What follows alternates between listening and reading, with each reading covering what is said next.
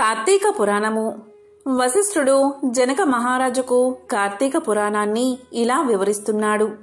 కార్తీక పురాణము 6వ అధ్యాయము దీపదాన విధి మహత్యం.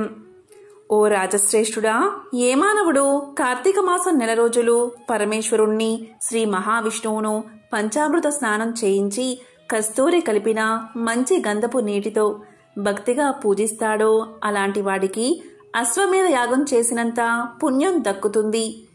అలాగే ఏ మానవుడు కార్తీక మాసమంతా దేవాలయమందు దీపారాధన చేస్తాడో అలాంటి వానికి కైవల్యం ప్రాప్తిస్తుంది.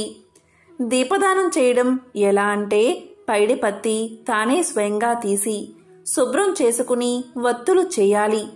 వరిపిండితో కాని గోధుమ పిండితో కాని ప్రమిదలా చేసి వత్తులు వేసి ఆవు నెయ్యి వేసి దీపాన్ని వెలిగించాలి.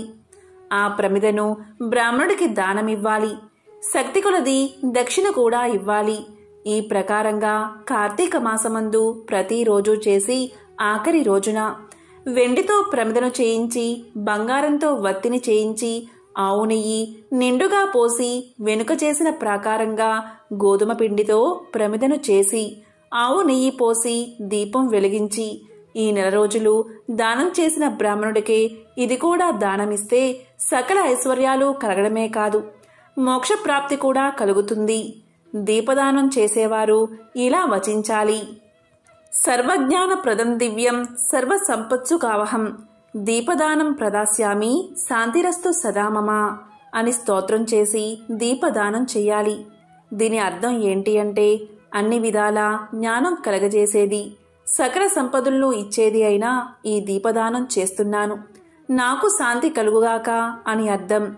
ఈ విధంగా దీపదానం చేసిన తర్వాత బ్రాహ్మణ సమారాధన చెయ్యాలి. శక్తి లేని ఎడల 10 మంది బ్రాహ్మణులకైనా భోజనం పెట్టి దక్షిణ తాంబూలాలు ఇవ్వాలి. ఈ విధంగా పురుషులు కాని స్త్రీలు కాని ఏ ఒక్కరు చేసినా సిరి సంపదలు, విద్యాభివృద్ధి, ఆయుర్వృద్ధి కలిగి సుఖిస్తారు. దీని గురించి ఒక ఇతిహాసం ఉన్నది. దాని గురించి వివరంగా చెప్తాను అని వశిష్ఠుడు జనకుడితో ఇలా చెప్పసాగాడు. లుబ్ధ వితంతువు స్వర్గానికి వెళ్లడం. పూర్వకాలంలో ద్రవిడ దేశంలో ఒకానొక గ్రామమున ఒక స్త్రీ ఉండేది. ఆమెకు పెళ్లైన కొద్ది కాలానికే భర్త చనిపోయాడు. సంతానం కాని ఆఖరికి బంధువులు కాని లేరు.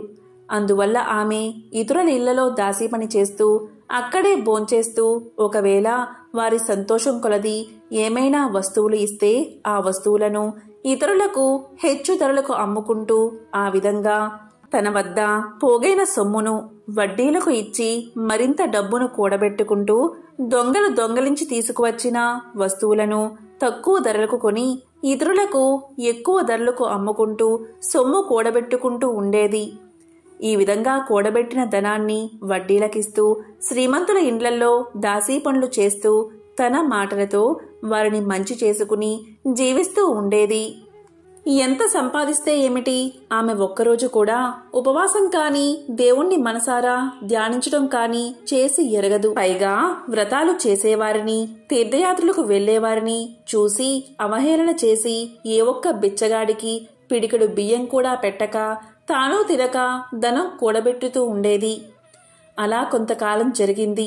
ఒక రోజున ఒక బ్రాహ్మణుడు శ్రీరంగంలోని శ్రీరంగ నాయకులను సేవించడానికి బయలుదేరి మార్గ మధ్యలో ఈ స్త్రీ ఉన్న గ్రామానికి వచ్చి ఆ రోజు అక్కడొక సత్రంలో మజిలీ చేశాడు. అతడు ఆ గ్రామంలోని మంచి చెడ్డలను తెలుసుకుని ఆ పిసినారి స్త్రీ సంగతి కూడా తెలుసుకుని ఆమె దగ్గరకు వెళ్లి ఇలా అన్నాడు. అమ్మా, నా హితవచనం ఆలకించు. నీకు కోపం వచ్చినా సరే నేను చెబుతున్నా మాటలు విను. మన శరీరాలు శాశ్వతాలు కావు, నీటి బుడగల వంటివి. ఏ క్షణంలో మృత్యువు మన్ని తీసుకుపోతుందో ఎవరూ చెప్పలేరు. పంచభూతములు సప్తధాతువులతో నిర్మించబడిన ఈ శరీరంలోని ప్రాణం జీవం పోగానే చర్మం మాంసం కుళ్ళి దుర్వాసన కొట్టి అసహ్యంగా తయారవుతుంది. అటువంటి ఈ శరీరాన్ని నీవు నిత్యమని భ్రమిస్తున్నావు. ఇది అజ్ఞానంతో కూడిన దురాలోచన. తల్లి, నీవు బాగా ఆలోచించుకో. అగ్నిని చూసి మెడత దాన్ని తినేద్దామని భ్రమించి దగ్గరకు వెళ్లి భస్మం అవుతుంది. అలాగే మనిషి కూడా ఈ తనువు శాశ్వతమని నమ్మి అంధకారంలో పడి నశిస్తున్నాడు. కాబట్టి నా మాట విని నీవు తినక ఇతరులకు పెట్టగా అన్యాయంగా ఆర్జించిన ధనాన్ని ఇప్పుడైనా పేదలకు దాన ధర్మం చేసి పుణ్యాన్ని సంపాదించుకో. ప్రతిరోజు శ్రీమన్నారాయణ్ణి స్మరించి వ్రతాధికాలు చేసి మోక్షాన్ని పొందు. నీ పాప పరిహారార్థముగా వచ్చే కార్తీక మాసమంతా ప్రాతకాలమున నదీ స్నానం ఆచరించి దాన ధర్మాలు చేసి బ్రాహ్మణులకు భోజనం పెడితే వచ్చే జన్మలో నీవు పుణ్యవతివై సకల సౌభాగ్యాలు పొందగలవని ఉపదేశం ఇచ్చాడు. ఆ వితంతువురాలు బ్రాహ్మణుడు చెప్పిన మాటలకు తన్మయురాలై మనస్సు మార్చుకుని నాటి నుండి దాన ధర్మాలు చేస్తూ కార్తీక మాస వ్రతాన్ని ఆచరించడం వల్ల జన్మరాహిత్యమై మోక్షాన్ని పొందింది. కాబట్టి కార్తీక మాస వ్రతంలో అంత మహత్యమున్నది అని వశిష్ఠుడు జనక మహారాజుకు తెలియచేశాడు. ఇట్లు స్కాంద పురాణాంతర్గత వశిష్ఠ ప్రోక్త కార్తీక మహత్యమందలి 6వ అధ్యాయము 6వ రోజు పారాయణం సంపూర్ణం.